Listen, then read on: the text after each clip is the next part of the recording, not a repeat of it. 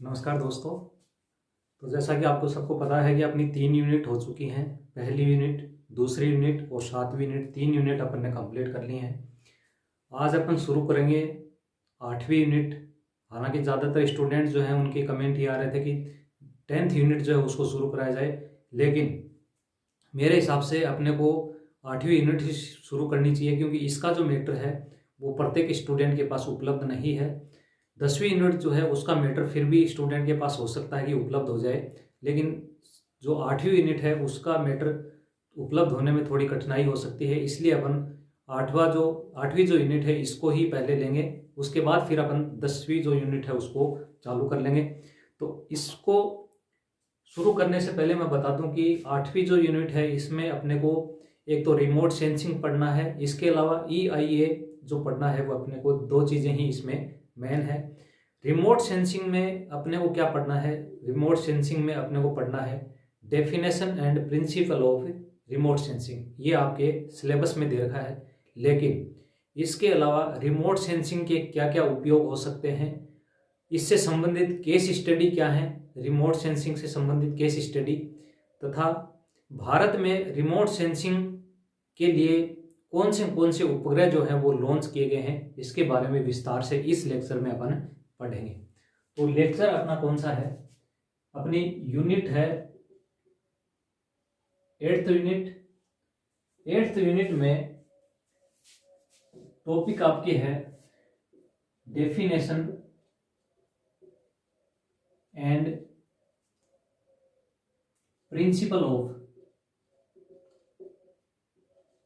Remote sensing.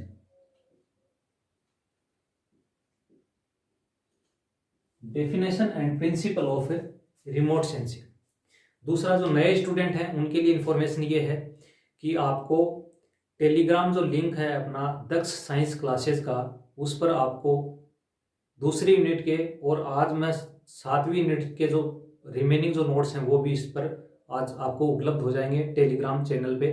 तो वहाँ जाके आप उनको डाउनलोड कर सकते हैं और वहाँ से फिर आप उसको आराम से आपके स्टडी मटेरियल में कंपाइल उसको कर सकते हैं।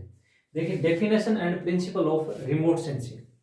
पहली बात तो रिमोट सेंसिंग होता क्या है? रिमोट सेंसिंग की अगर परिभाषा की बात करें तो रिमोट सेंसिंग वह तकनीक है जिसके द्वारा पृथ्वी की सतह या फिर वायुमंडल का अवलोकन किया जाता है। किसके द्वारा? सैटेलाइट के द्वारा या फिर एयरक्राफ्ट के द्वारा इनका अवलोकन किया जाता है। और इस तकनीक में जिन तरंगों को काम में लिया जाता है उन तरंगों को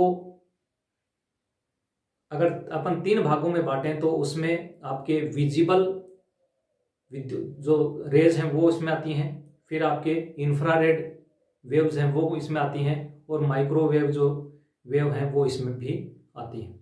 इसके अलावा रेडियो वेव भी इसमें काम आती हैं। तो ये जो वेव हैं इनके द्वारा अपन पृथ्वी के धरातल का, वायुमंडल का आराम से अवलोकन कर सकते हैं। तो अगर परिभाषा की बात करें, परिभाषा किसकी परिभाषा? रिमोट सेंसिंग की परिभाषा। तो रिमोट सेंसिंग इसे दूरस्थ संवेदी तकनीक भी कहा जाता है। दूरस्थ संवेदी तकनीक, रिमोट सेंसिंग वह तकनीक है जिसके द्वारा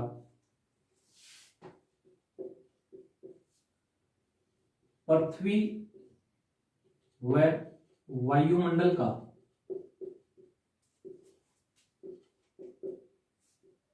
अवलोकन विद्युत चुंबकीय तरंगों द्वारा, विद्युत चुंबकीय तरंगों के माध्यम से सैटेलाइट व एयरक्राफ्ट द्वारा किया जाता है। सैटेलाइट और एयरक्राफ्ट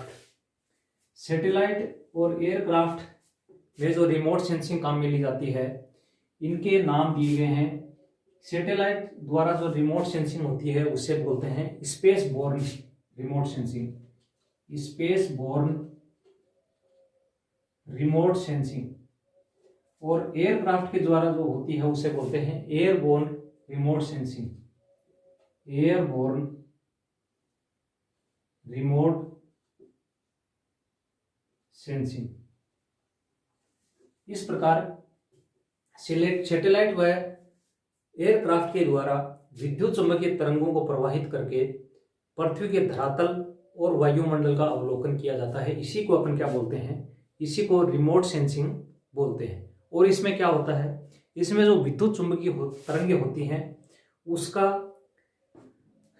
किसी सतह से या तो परावर्तित करेगी सतह, या फिर विद्युत चुंबकीय तरंगों को या फिर ऊष्मा को उत्सर्जित करती है और उसको डिटेक्ट किया जाता है, उसी को रिमोट सेंसिंग कहते हैं। तो इसमें होता क्या है, इसमें विद्युत चुंबकीय तरंगों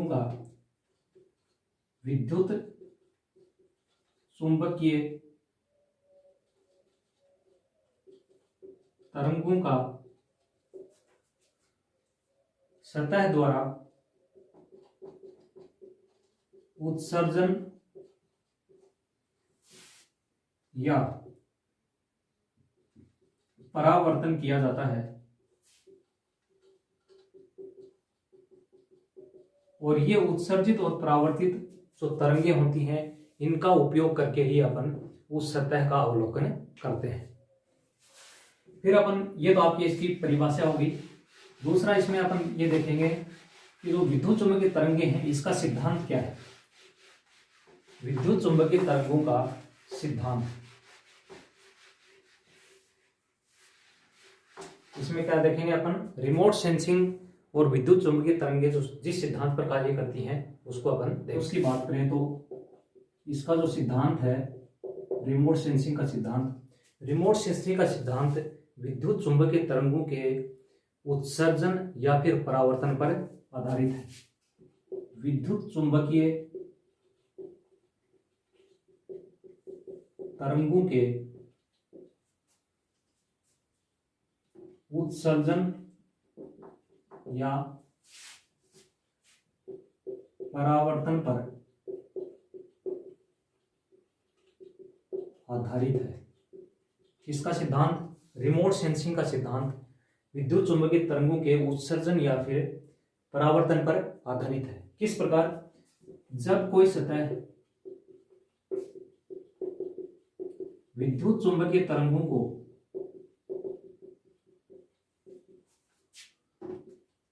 उत्सर्जित या परावर्तित करती है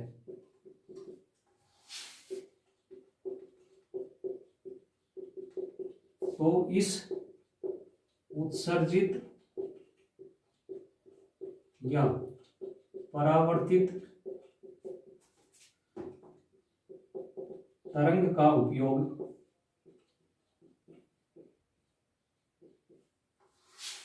वस्तु की संरचना ज्ञात करने में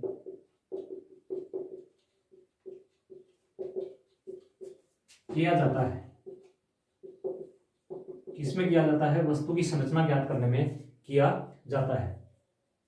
तो उत्सर्जन और परावर्तन की आदत है। जब इन तरंगों को कलेक्ट किया जाता है तो इन तरंगों की जो तरंग दैर्ध्य है उस पर यह आधारित है। जैसे यह सिद्धांत तरंग की तरंग दैर्ध्य, आयाम, आवर्ती, आपतन कोण पर आधारित है तथा वस्तु की संरचना, वस्तु की भौतिक व रासायनिक संरचना,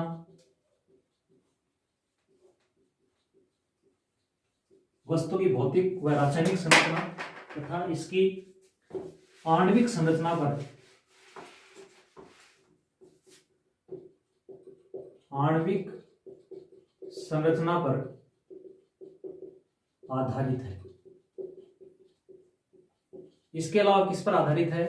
इसके अलावा यह है आधारित है सतह का खुरदरापन, सतह का खुरदरापन, सतह की मोटाई, इन सब पर यह आधारित है और इसके आधार पर ही अपन इसका मापन करते हैं। तो किस पर आधारित है? तरंग की तरंगदैर्ध्य, आयाम, उसकी तीव्रता, उसकी आवर्ती, इसके अलावा सतह की संरचना, भौतिक संरचना, रासायनिक संरचना, आणविक संरचना, इन पर यह आधारित है। सतह कितनी खुरदरी है, कितनी चिकनी है, इस पर यह सिद्धांत आधारित है। अब रिमोट सेंसिंग में जो तरंगदैर्ध्य काम में ली जाती है उसको अपन 3 भागों में बांटते हैं। रिमोट सेंसिंग में जो तरंग काम में ली जाती है उसको अपन 3 भागों में बांटते हैं। तरंग के आधार पर रिमोट सेंसिंग को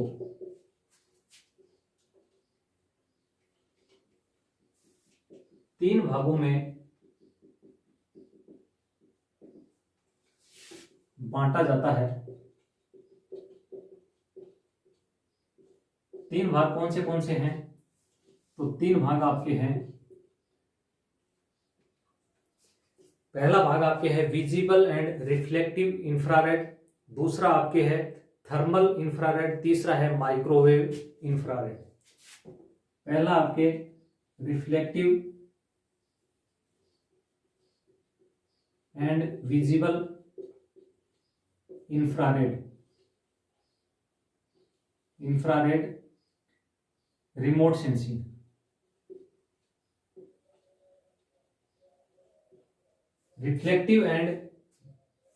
रिफ्लेक्टिव इंफ्रारेड या फिर विजिबल जो लाइट होती है, पहला टाइप ये है। दूसरा आपके है thermal infrared remote sensing, thermal infrared remote sensing. और तीसरा आपके है माइक्रोवेव रिमोट सेंसिंग। ये 3 इसके आधार हैं। इसके आधार पर इनको विभाजित किया जाता है। रिफ्लेक्टिव या विजिबल इंफ्रारेड जो है उसको फिर 2 भागों में बांटा जाता है। पहला आपके है नियर IR, नियर इंफ्रारेड, दूसरा है आपके short wavelength infrared, short wavelength IR, दूसरा क्या है शॉर्ट वेवलेंथ IR। इसी प्रकार थर्मल इंफ्रारेड रिमोट सेंसिंग जो है इसको भी 2 भागों में बांटा जाता है, मिडल रेंज इंफ्रारेड,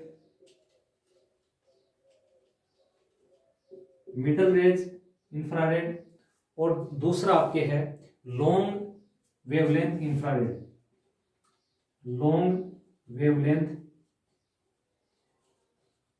IR। और माइक्रोवेव रिमोट सेंसिंग जो है इसके कोई भी भाग नहीं है। इस प्रकार रिमोट सेंसिंग को अपन तरंग के आधार पर 3 भागों में बांटते हैं। Reflective and visible infrared remote sensing, visible light जो होती है जिसे अपन दृश्य प्रकाश बोलते हैं वो, तथा उसके आगे रिफ्लेक्टिव इंफ्रारेड, ये 2 प्रकार की होती हैं, नियर IR और शॉर्ट वेवलेंथ IR। फिर थर्मल इंफ्रारेड रिमोट सेंसिंग जो है उसको 2 भागों में बांटा जाता है, मिडल रेंज IR और लॉन्ग वेवलेंथ IR। फिर तीसरा आपके क्या कौन सा है माइक्रोवेव IR। अब ये जो तरंग दैर्ध्य है आपके जो विद्युत चुंबकीय तरंगें होती हैं उसमें गामा किरणें, एक्स किरणें, यूवी किरणें, विजिबल किरणें, IR तथा रेडियो, माइक्रोवेव, इस प्रकार से ये इन जितनी भी तरंगें होती हैं इनका समूह क्या कहलाता है विद्युत चुंबकीय तरंगें कहलाता है। तो इसमें से अपन देखेंगे कि किसकी परास कितनी है और किसका उपयोग अपन रिमोट सेंसिंग में करते हैं।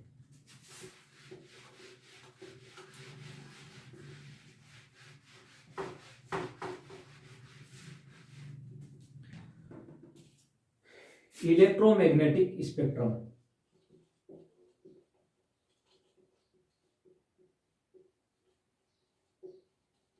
इलेक्ट्रोमैग्नेटिक स्पेक्ट्रम, इलेक्ट्रोमैग्नेटिक जो स्पेक्ट्रम है इसमें कई प्रकार की तरंगें पाई जाती हैं, जैसे gamma rays, X rays, UV rays, visible rays, IR rays, microwave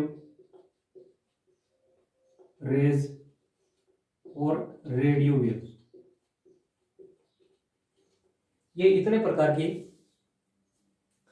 जो तरंगें होती हैं वो मिलकर विद्युत चुंबकीय तरंगों का निर्माण करती हैं। ये सूर्य से आती हैं। अब इनमें से किन का उपयोग रिमोट सेंसिंग में किया जाता है?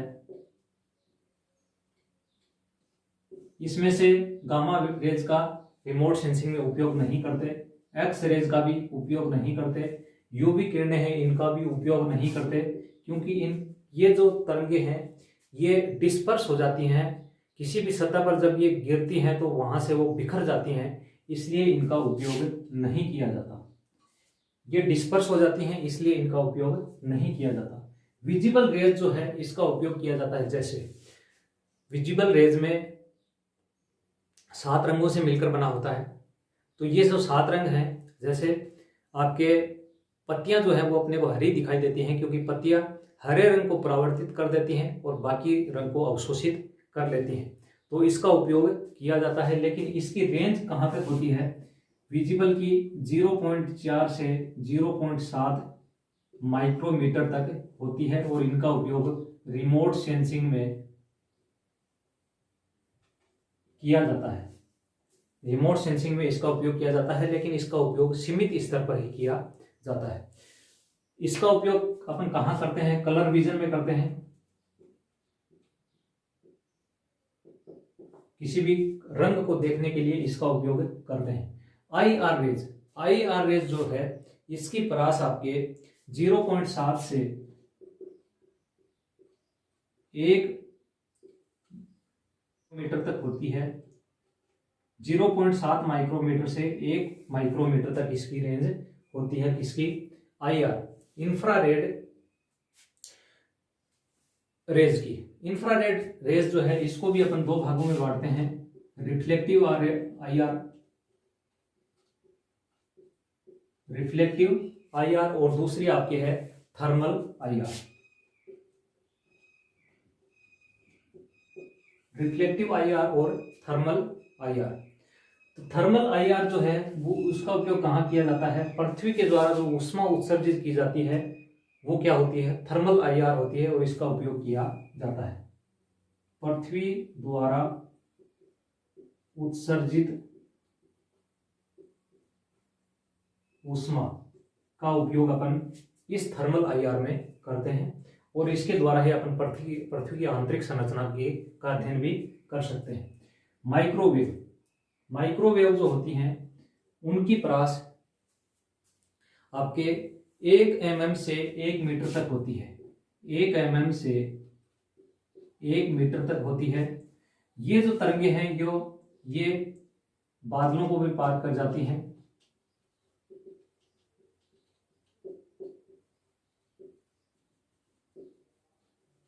तीसरी है आपकी रेडियो वेव। ये 1 मीटर से अधिक की परास वाली होती हैं और इनका उपयोग वाणिज्यिक स्तर पर किया जाता है। इसके अलावा इनका उपयोग मौसम विज्ञान में भी किया जाता है। मौसम विज्ञान व वाणिज्यिक उपयोग हेतु इनका उपयोग किया जाता है। किनका? रेडियो वेव का उपयोग किया जाता है। तो इलेक्ट्रोमैग्नेटिक वेव के आधार पर अपन ने देखा गामा, एक्स और यूवी इनका उपयोग अपन नहीं करते हैं। विजिबल रेज का उपयोग अपन कलर विजन में करते हैं। आईआर का उपयोग अपन 2 तरह से करते हैं, रिफ्लेक्टिव आईआर और थर्मल आईआर के रूप में। माइक्रोवेव का उपयोग करते हैं अपन रिमोट सेंसिंग में और रेडियो वेव का भी उपयोग अपन करते हैं। ये सबसे ज्यादा काम में आती हैं। रेडियो वेव जो है ये सबसे ज्यादा काम में आपके आती है। रिमोट सेंसिंग के प्रकार हैं, दो प्रकार की रिमोट सेंसिंग होती है, एक्टिव रिमोट सेंसिंग एंड दूसरी है passive remote sensing. Active remote sensing and passive remote sensing. Remote sensing के प्रकार active and passive. Active remote sensing और दूसरा क्या है, passive remote sensing. Active and passive remote sensing. Active remote sensing में क्या होता है, जिस सतह का अवलोकन करना होता है उसी सतह के द्वारा जब उत्सर्जित की जाती हैं ऊष्मा या फिर तरंगे तो उसे एक्टिव रिमोट सेंसिंग कहते हैं। और पैसिव रिमोट सेंसिंग उसे कहते हैं जिस वस्तु के द्वारा जो तरंगे उस पर आपतित होती हैं उन्हीं तरंगों को जब वो परावर्तित करती है तो उसे अपन क्या कहते हैं, पैसिव रिमोट सेंसिंग। इसका उदाहरण है आपके राडार। राडार का उपयोग इसमें किया जाता है और इसमें स्वयं का ऊर्जा स्रोत होता है। राडार एक्टिव रिमोट सेंसिंग का उदाहरण है, जबकि सैटेलाइट पैसिव रिमोट सेंसिंग का उदाहरण है। इसमें वस्तु द्वारा परावर्तित तरंगों का यूज रिमोट सेंसिंग में किया जाता है।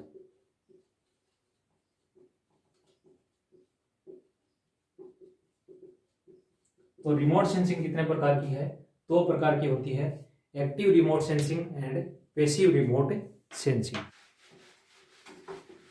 तो रिमोट सेंसिंग जो है वो एक बहुआयामी विज्ञान है, क्योंकि इसमें रिमोट सेंसिंग में केवल अकेले विद्युत चुंबकीय तरंगों का उपयोग करके ही अपन किसी चीज का आकलन नहीं कर सकते। उसके लिए अपन को कई और ऑपरेटर्स चाहिए होते हैं। जैसे इसमें प्रकाशिक का उपयोग किया जाता है, इसमें सैटेलाइट का उपयोग किया जाता है, इसमें टेलीकम्युनिकेशन का उपयोग किया जाता है। इसके अलावा इसमें आपके इलेक्ट्रॉनिक्स का भी उपयोग करते हैं, साथ में फोटोग्राफी जो है उसका भी अपन उपयोग करते हैं। तो रिमोट सेंसिंग एक बहुआयामी विज्ञान है जिसमें टेलीकम्युनिकेशन,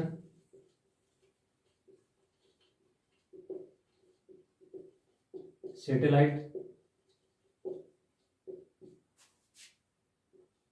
प्रकाशिकी जिसे अपन बोलते हैं ऑप्टिक्स,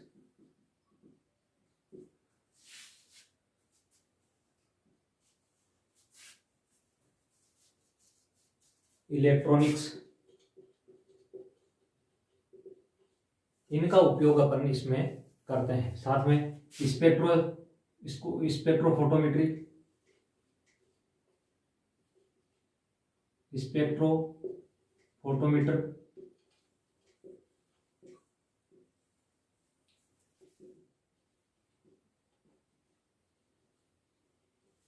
का उपयोग करते हैं।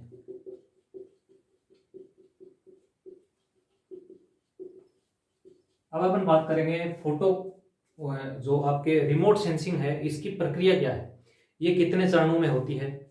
इसकी प्रक्रिया जो है वो इसके 5-6 चरण हैं। रिमोट सेंसिंग के चरण, स्टेप्स ऑफ रिमोट सेंसिंग।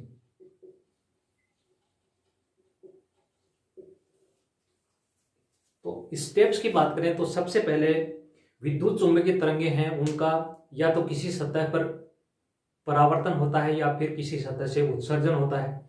जब वो उत्सर्जित होंगे तो फिर उसका वायुमंडल में संचरण होता है, और वो जब संचरित होती हैं तो उसके पश्चात किसी सतह पर वो जब टकराती हैं तो उस सतह से उसका इंटरेक्शन होता है। उस सतह से इंटरेक्शन के पश्चात वो जो विद्युत चुंबकीय तरंगे हैं वो रिमोट सेंसर के पास जाती हैं, और रिमोट सेंसर के पास डाटा एनालिसिस होता है, और फिर डाटा जो है वो रिजल्ट के रूप में अपने को प्राप्त होते हैं। तो ये इसकी 5-6 स्टेप है, जिसमें पहला है आपके विद्युत चुंबकीय तरंगों का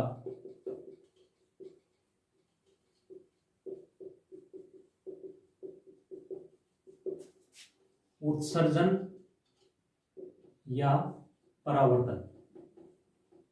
उत्सर्जन या परावर्तन पृथ्वी के द्वारा किया जाता है। दूसरा, विद्युत चुंबकीय तरंगों का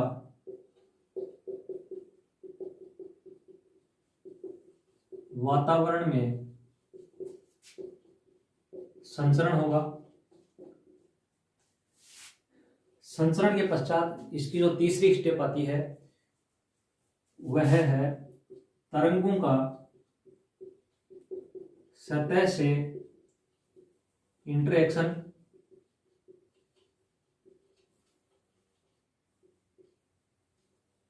चौथी जो स्टेप है वो है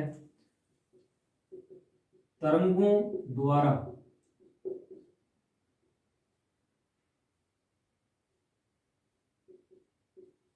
सतह से इंटरेक्शन के पश्चात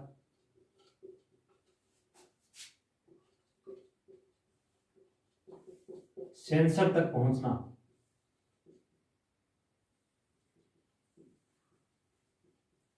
सेंसर तक पहुंचना या फिर सेंसर द्वारा इसको कलेक्ट करना, इसकी चौथी स्टेप है।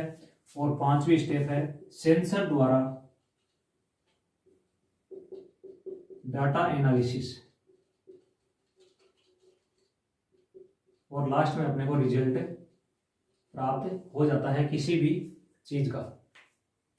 तो ये इसकी 4 स्टेप है। देखो होता क्या है, ये है पृथ्वी की सतह। इस सतह से या तो सूर्य होगा, उससे विद्युत चुंबकीय तरंगे इस सतह पर गिरती हैं और इस सतह पर आपके पहाड़ हो सकते हैं, फसल हो सकती है, कोई जलीय स्रोत हो सकता है। यहाँ से विद्युत चुंबकीय परावर्तित होती हैं और परावर्तन के पश्चात ये कहाँ जाती हैं, सैटेलाइट के पास जाती हैं। और सैटेलाइट फिर इसको उस रिसीवर को देता है, जिसे डाउन स्टेप कहते हैं। सैटेलाइट से ये रिसीवर के पास आती है और रिसीवर के पास बाद में ये आपके जो एनालिसिस होता है डाटा का, वहां जाता है और लास्ट में अपने को रिजल्ट प्राप्त हो जाता है। ये 5 स्टेप इसकी हैं। सबसे पहले सूर्य से या फिर पृथ्वी के द्वारा ही तरंगों को उत्सर्जित किया जाता है या सतह के द्वारा उत्सर्जित किया जाता है, तो उसको सबसे पहले कलेक्ट किया जाता है सैटेलाइट के द्वारा। तो संचरण होगा, सैटेलाइट के बाद ये रिसीवर में आता है, रिसीवर के बाद में फिर इसको इस सेंसर के एनालिसिस होता है इस डाटा का और लास्ट में अपने को रिजल्ट प्राप्त होता है। तो ये है इसकी स्टेप। अगर मॉडर्न रिमोट सेंसिंग की बात करें तो मॉडर्न रिमोट सेंसिंग में सैटेलाइट का उपयोग ही किया जाता है। पहले सैटेलाइट का उपयोग नहीं होता था, वर्तमान में सैटेलाइट का उपयोग होता है। Modern remote sensing, modern remote sensing में सैटेलाइट का उपयोग करके किसी भी डाटा का एनालिसिस किया जाता है। प्राकृतिक संसाधनों का, कृषि का या फिर जल संसाधन का, खनिज लवणों का या फिर किसी आपदा प्रबंधन का, आपदा का पूर्वानुमान इसके द्वारा लगाया जाता है। उपग्रह के द्वारा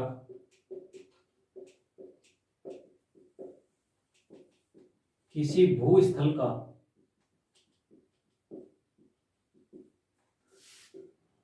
अवलोकन, खनिज संसाधन,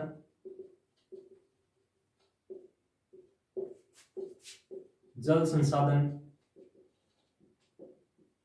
वन या फिर आपदा का अनुमान लगाया जाता है।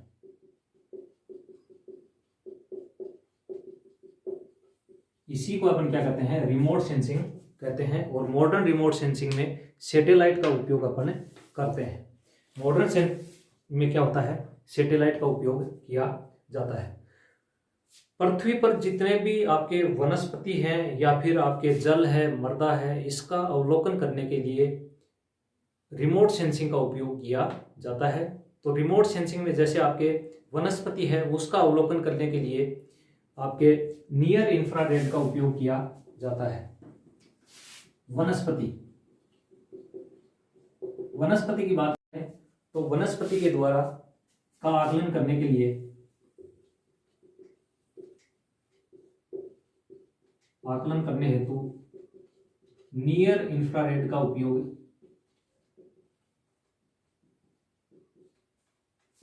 किया जाता है। किसका उपयोग किया जाता है? नियर इंफ्रारेड का उपयोग किया जाता है। इसके अलावा जो हरित लवक होता है, हरित लवक के द्वारा हरे प्रकाश का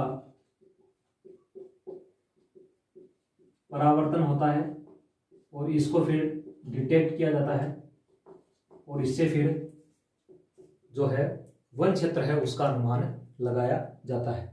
इसी प्रकार जल जो है, जल के द्वारा लगभग जो प्रकाश है उसको अवशोषित कर लिया जाता है। जैसे जल संसाधन के द्वारा आपके नियर इंफ्रारेड और लॉन्ग रेंज IR विजिबल का अवशोषण कर लिया जाता है।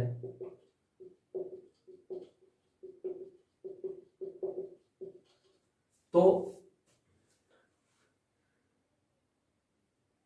लॉन्ग विजिबल वेवलेंथ है उसका इसके द्वारा अवशोषित कर लिया जाता है। नियर IR जो है इसको भी इसके द्वारा अवशोषित कर लिया जाता है। लेकिन जो रेडियो वेव वगैरह जो होती हैं उसके द्वारा इसका अवलोकन अपन कर सकते हैं।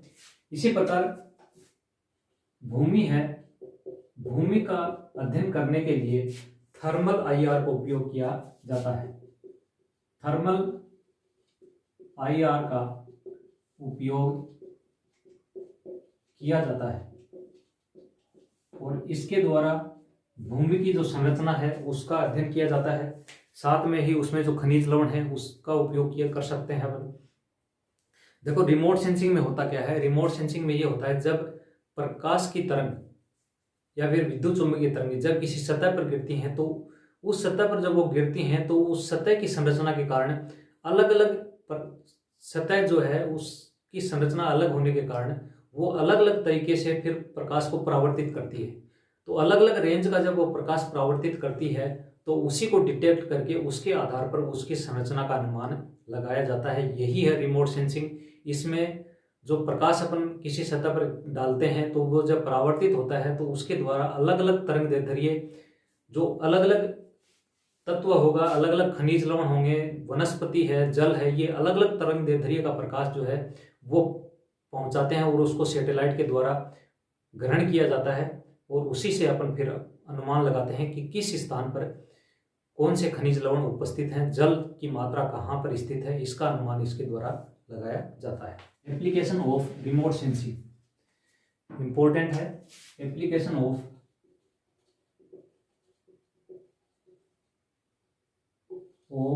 Remote sensing. रिमोट सेंसिंग के क्या उपयोग हैं?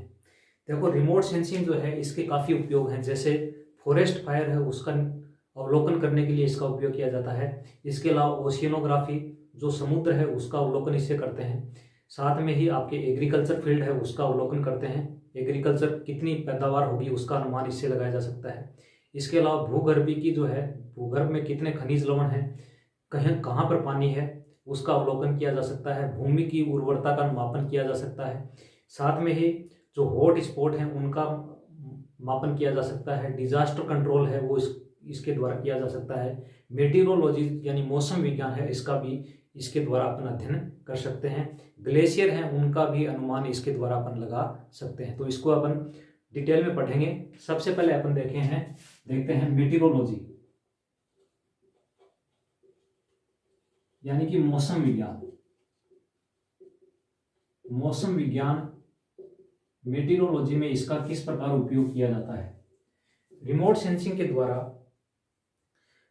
जो सोलर एनर्जी है या फिर विंड एनर्जी है उसका भी अनुमान लगा सकते हैं, क्योंकि सोलर एनर्जी जो होती है उससे पृथ्वी का तापमान बढ़ता है और पृथ्वी के तापमान से अपन अनुमान लगा सकते हैं कि वहाँ पर सोलर एनर्जी कितनी है। इसके अलावा विंड है उसका भी अपन इसके द्वारा अनुमान लगा सकते हैं। तो इस मेटेरोलॉजी के द्वारा अपन जो आपके जिन्हें अपन क्या बोलते हैं नवीकरणीय जो ऊर्जा है उसका अनुमान इसके द्वारा लगाया जा सकता है।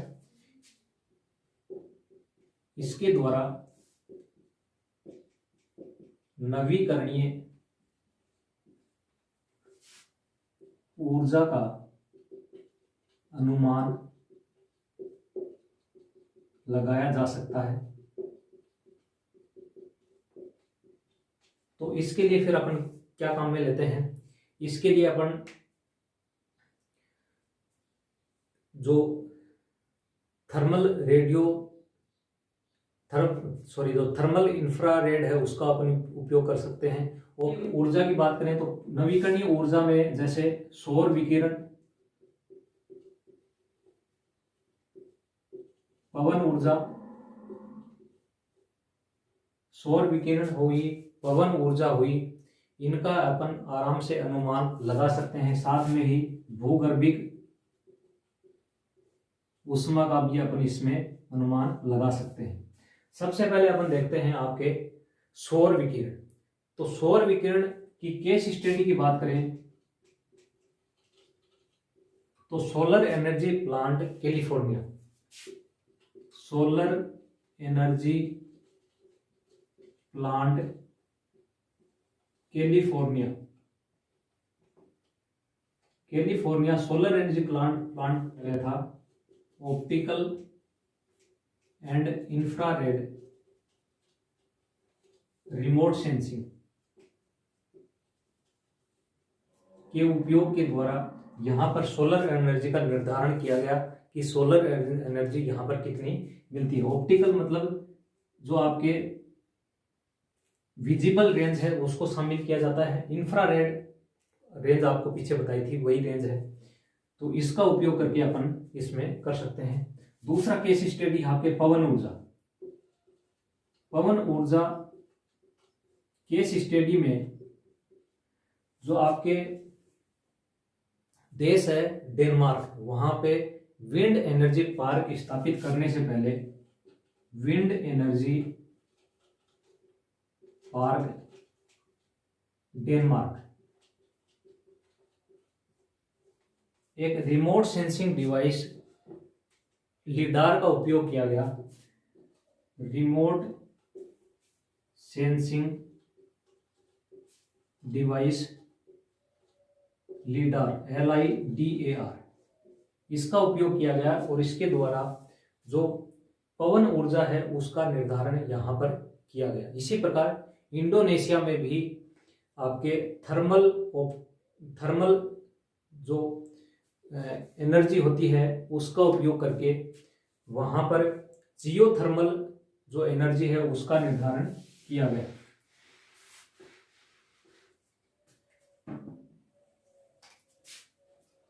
Case study number 3, geothermal energy plant Indonesia.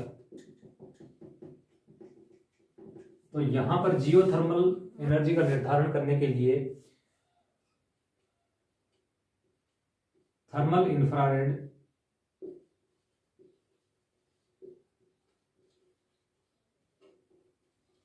Sensing का उपयोग किया गया।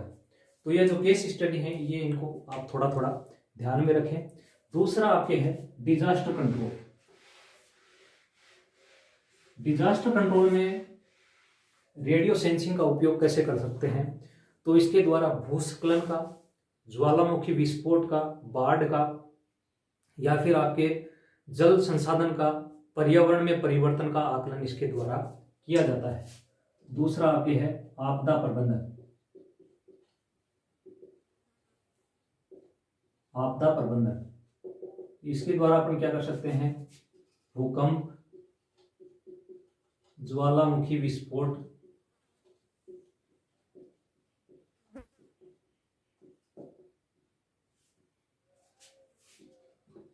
सुनामी,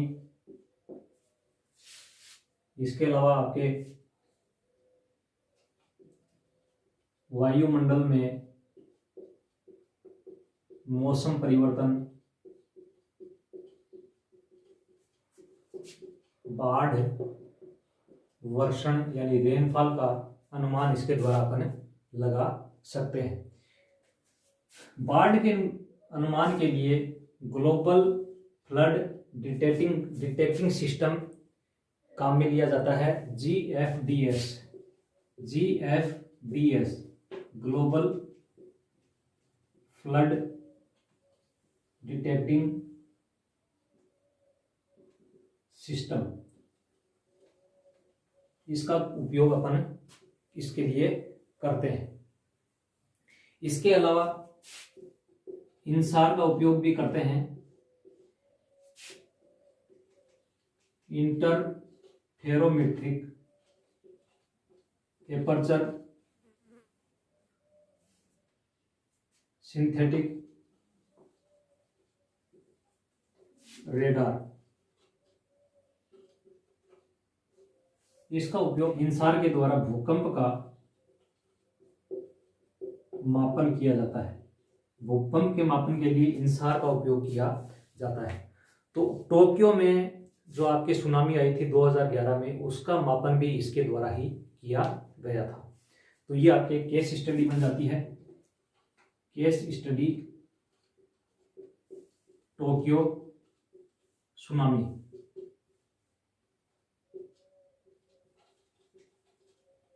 के मापन के लिए इसका उपयोग किया गया था। फिर कृषि में आपका इसमें क्या उपयोग किया जाता है?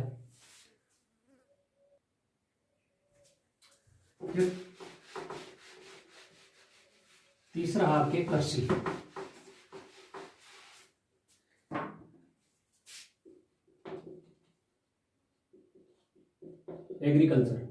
एग्रीकल्चर के द्वारा अपन ये मापन कर सकते हैं कि किस स्थान पर की पैदावार कितनी होगी। गवर्नमेंट जो है वो कर निर्धारण के लिए इस तकनीक का उपयोग करती है, क्योंकि खेतों में जो लगान लिया जाता है उस, या फिर अगर कहीं किसी स्थान पर जैसे ओलावृष्टि हो गई तो किस स्थान पर फसल नष्ट हुई है और किस स्थान पर फसल सही है, तो इसका अवलोकन भी इसके द्वारा किया जाता है। और इससे पैदावार का भी अनुमान लगा सकती है गवर्नमेंट, किस स्थान पर पैदावार कितनी होगी। गवर्नमेंट की जो अनुमान होता है कि इस वर्ष खाद्यान्न उत्पादन इतना होगा, तो इसका अनुमान सिर्फ रिमोट सेंसिंग के माध्यम से ही किया जाता है। कृषि उत्पादकता का अनुमान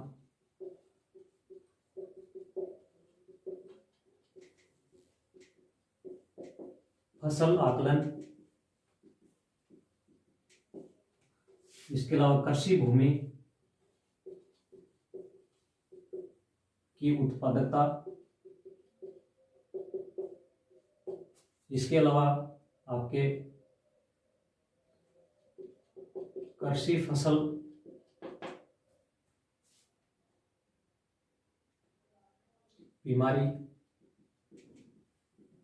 बीमारियों का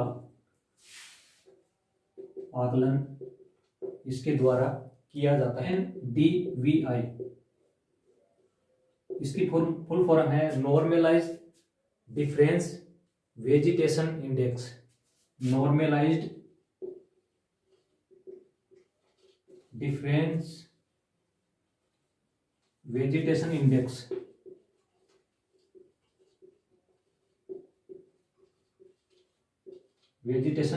इसके द्वारा कृषि जो है उसमें विभिन्नताओं का अध्ययन किया जाता है, किस स्थान पर कितनी खेती है और किस स्थान की पैदावार कितनी होगी।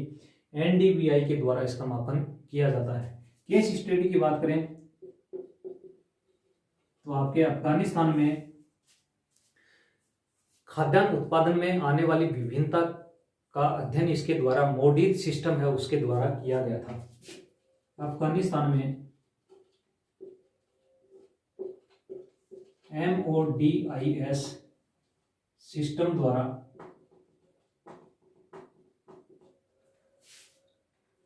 उत्पादकता का आकलन किया गया।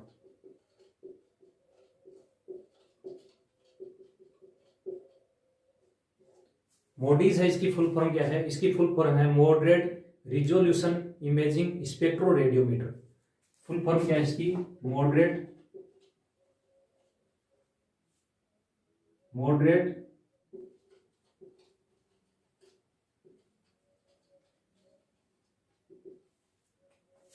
इमेजिंग स्पेक्ट्रोरेडियोमीटर।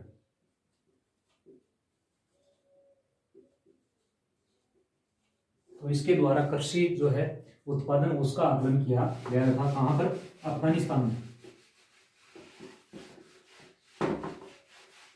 नेक्स्ट इसमें अपन देखेंगे कि ओशियनोग्राफी में इसका उपयोग किस प्रकार किया जाता है। यानी समुद्र विज्ञान जो है उसका अध्ययन करने के लिए इसका उपयोग किया जाता है। जैसे आपके पादप प्लावक हैं या फिर जो समुद्र है उसमें उपस्थित खनिज लवण का अध्ययन इसके द्वारा किया जाता है। खनिज लवण अध्ययन,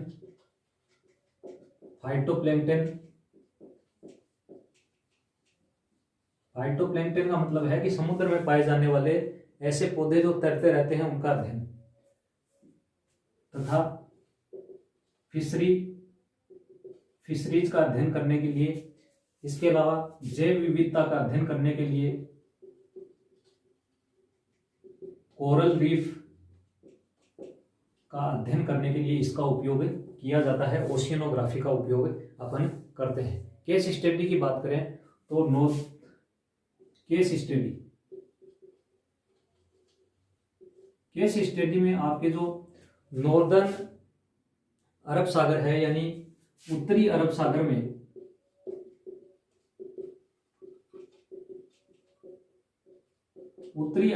में भारत द्वारा एक सिस्टम जनरेट किया गया है जिसका नाम है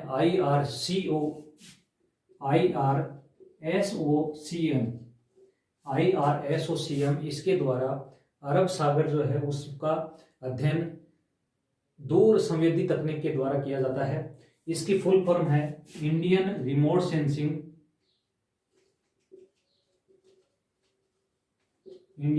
sensing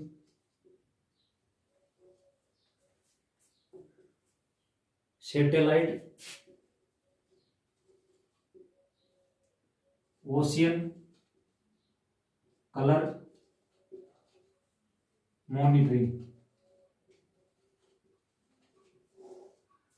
Indian remote sensing satellite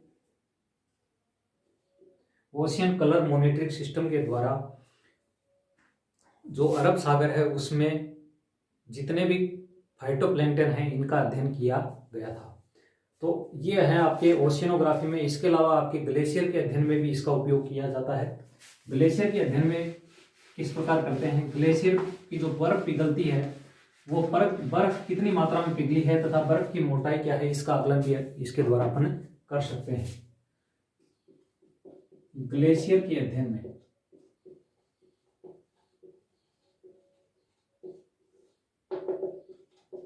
बर्फ की मोटाई, यहां पर उपस्थित भूमि, बर्फ का पिघलना इत्यादि का अध्ययन यहां अपन कर सकते हैं। और इसके द्वारा अपन ये अनुमान लगा सकते हैं कि जो ग्लोबल वार्मिंग है उसके द्वारा कितना जो ग्लेशियर है वो नष्ट हो चुका है। इसके लिए आइस सेट का उपयोग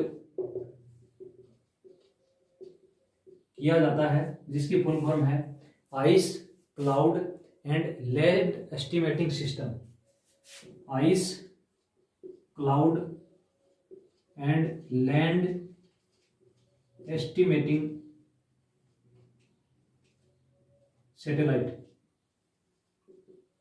इसके द्वारा अपन इसका उपयोग करते हैं ग्लेशियर की मोटाई वगैरह ज्ञात करने के लिए।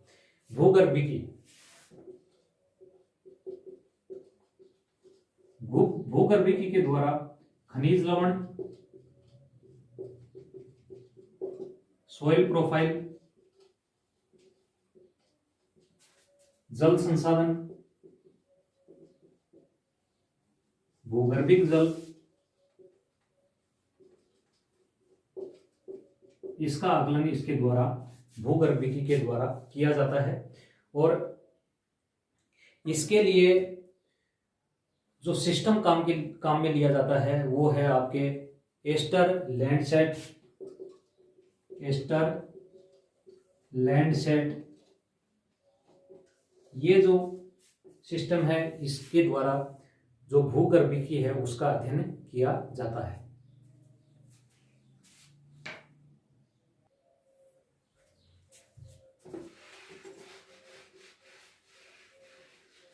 Remote sensing, national remote sensing centre जो है आपके हैदराबाद में स्थित है, national remote sensing centre Hyderabad, जो कि कहां पर है, तेलंगाना में है। इस सेंटर के द्वारा एक एटलस तैयार की जाती है, बंजर भूमि एटलस, जो कि अभी लेटेस्ट 2019 में तैयार की गई है। इसके द्वारा रिमोट सेंसिंग का उपयोग करके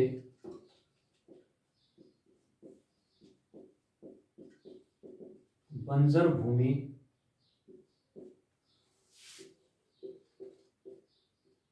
रिपोर्ट 2019 तैयार की गई है। तो इससे यह अंदाजा लग सकता है कि भारत में कितनी भूमि जो है वो बंजर हो चुकी है। इसके द्वारा national remote sensing centre Hyderabad के द्वारा इसको तैयार किया गया है। इसके द्वारा बंजर भूमि रिपोर्ट या फिर एटलस के नाम से है, बंजर भूमि एटलस 2019 किसके लिए तैयार की गई है, केवल बंजर भूमि का आकलन करने के लिए ये तैयार की गई है। फिर ब्रिक्स दूर संवेदी उपग्रह समूह जो है वो 2019 में उसकी मीटिंग हुई थी। इसका उद्देश्य ये जो है कि जो ब्रिक्स देश हैं उनका एक समूह तैयार किया जाए, जिसके द्वारा रिमोट सेंसिंग के माध्यम से वो अपनी सूचना एक दूसरे देश को पहुंचाएंगे। इससे आपदा प्रबंधन भी संभव हो सकेगा। इसके अलावा जो संसाधन है उसका उपयोग आसानी से ये देश कर सकेंगे। तो ब्रिक्स रिमोट सेंसिंग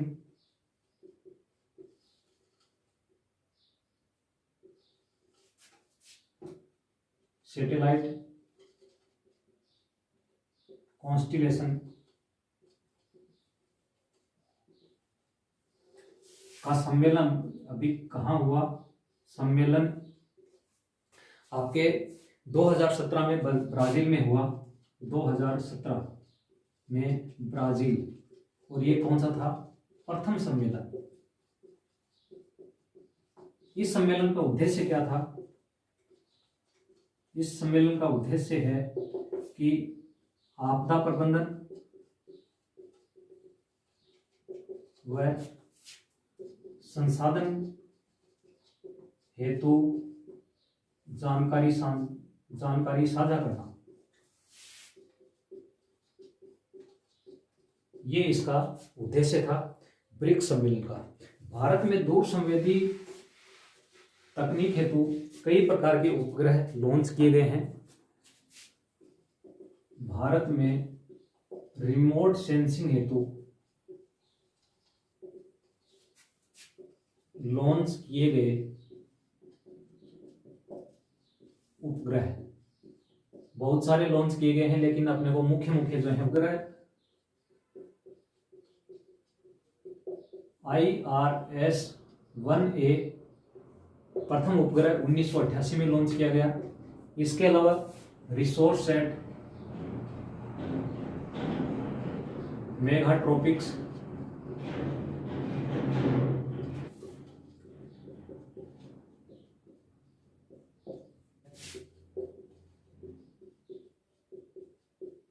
इसके अलावा आपके सरल स्केट सेट, RI सेट 2BR1 दिसंबर 2019 में ये लॉन्च किया गया है। तो इनको आपको थोड़ा सा डिटेल में देखना है किस उपग्रह का काम क्या है। जैसे आपके मेगाट्रोपिक्स जो है उसका काम है जलवायु का अनुमान लगाना, इसका मुख्य कार्य है। बाकी जो है इनको थोड़ा थोड़ा आप देख लीजिएगा। बहुत बहुत धन्यवाद।